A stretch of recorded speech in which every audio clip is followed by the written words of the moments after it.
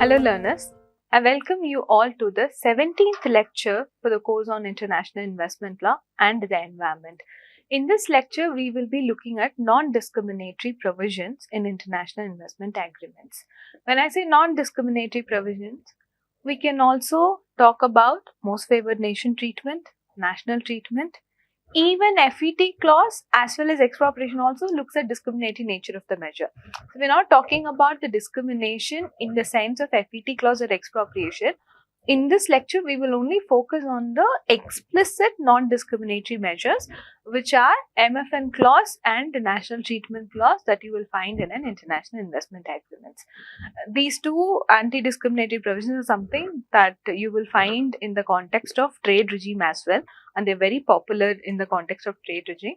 But in the context of investment regime, MFN clause operate in a very different way. Maybe MFN clause was envisaged like how it operates in the trade regime, but in essentially MFN clause, most favored nation treatment, is used for treaty shopping in investment regime. How it is used for treaty shopping? What is the very crux of MFN treatment? Most favored nation treatment means you will have to give the same treatment with regard to investors from country A as well as investors from country B. There shouldn't be any discriminatory treatment when we compare the treatment given to investors from one country to investors from another country. This is what the crux. I mean, in the context of Article 1 of GATT, it is like no privilege, favor, advantage or immunity that is granted to any privilege, favor, immunity or advantage granted to like products of one country should be extended to other countries, other contracting parties. This is how it operates in the context of trade regime. Maybe that is how it was envisaged in investment regime. But since when we are talking about comparing investors from two different countries and that same treatment had to be given, what investor from country A will say is there is one provision missing in the treaty that country A has with the host state, but that provision is there in case of treaty with that the host state has with country B.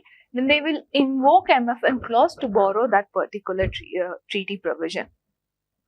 In this sort of happened in Marfesini versus Spain case. Marfesini was an Argentine investor who had invested in Spain. In fact, Argentina was a developing country and it wanted a longer cooling off period for before an investment arbitration is commenced. So in its negotiation with Spain, it had insisted for 18 months period. But all other bilateral investment treaty that Spain had signed had 6 months cooling off period. So this Argentine investor invoked MFN clause to borrow a favorable provision from other treaties. So that had happened in Marfesini versus Spain in the context of procedural aspects. Then if we see White Industries versus India, here the Australian investor was not able to enforce a commercial arbitration award in India and there was a judicial delay of around 10 years, right? So there was one treaty that India had with Kuwait which had a provision of effective means of enforcing remedies. Australian investor used MFN clause in India-Australia BIT to borrow that provision from India-Kuwait BIT, and that's with regard to a substantive provision, borrowing a substantive provision. This is how I say that MFN clause is now used for borrowing provisions from some other treaty, and it's not about a provision that is absent in this treaty, right? Sometimes it is used to borrow a more favorable provision from another treaty. In the context of NAFTA, what had happened was there was a wider interpretation to FET clause, which is Article 1105 of NAFTA, was given by many tribunals. So, Free Trade Commission came up with an interpretation by saying FET clause is only limited to customary international laws, minimum standard of treatment.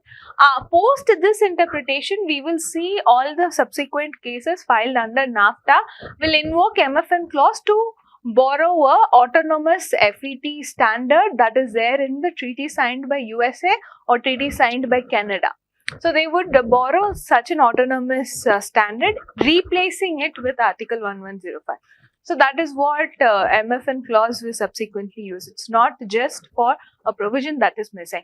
How does it go? Because essentially when the host state promises an investment protection standard to investors from country B and country A investors does not get it, so there is discrimination, right? Technically it is a discrimination. So on that ground, MFN has been used for treaty shopping. And countries are trying to address or restrict this particular practice. What India had done was, India in New Model India BIT, the 2016 one, it had removed MFN clause itself because we suffered a huge loss when it comes to white industries versus Australia. So India now does not, in the Model India BIT, has not provided an MFN provision. What about the other standard, national treatment? So national treatment is again an anti-discriminatory provision, an explicit anti-discriminatory provision you will find in an international investment agreement. So national treatment sort of states that no less favorable treatment will be given to foreign investor as compared to domestic investors in like circumstances or like situations. Even MFN and national treatment, the key phrases that you will find is no less favorable treatment, like circumstances or like situations. These are the phrases that you will find in these provisions. Okay, so no less favorable treatment. So how does it play out? The complication that arises here is whenever a measure is taken by the host state, then if the foreign investor states that there is a favorable treatment given to domestic investor, there may be a violation of national treatment provision. This is something that we've seen in the context of Feldman versus Mexico case, and we've seen it in the context of many other cases. Right. So while undertaking an analysis, the tribunal may either rely on WTO jurisprudence or national treatment. Some tribunals have outrightly rejected it. Some tribunals have borrowed a concept from WTO jurisprudence. So that is one thing that complicates an analysis of whether there is a violation of national treatment or not. Right. Another problem that comes up in the context of national treatment is what if who is considered to be in like circumstances, right? What if there's no other competitor? Let's say that for investors, only one who has an oil concession in the country. Then there's no other domestic concession, or there are other foreigners only who are in the oil sector. Then in that case, who will be considered as a competitor? So here also, the like circumstances may be given a very expansive interpretation by the arbitral tribunals. We've seen that in one case, Occidental versus Ecuador. Here, there was an oil exporting company and there was a flour exporting company, agriculture products exporting company. And these other companies, that flour and agriculture products exporting companies, were getting tax rebates while exporting. So the oil company also wanted the tax rebate while exporting the oil. So then the tribunal gave a very wide interpretation to like circumstances and then looked at the market, importing countries market, where they were all importers, right? So from that perspective, it took a decision that they are all in like circumstances. So there's a possibility of having an expansive interpretation even in case of national treatment as well. In MFN, we've seen MFN is used for treaty shopping. National treatment also, there's a possible expansive interpretation of who are the investors who are in like circumstances. That is also there. So it makes sense for the countries to draft these provisions by spelling out what they mean, what sort of protection that they envisage at the treaty drafting stage itself. I think this is a sufficient information for us to understand, because we'll be discussing ST Myers case, Methanex case. In all these cases, there's a violation of national treatment provision. So we should know about, a little bit theoretical understanding of these concepts, and that's the purpose of this particular lecture also.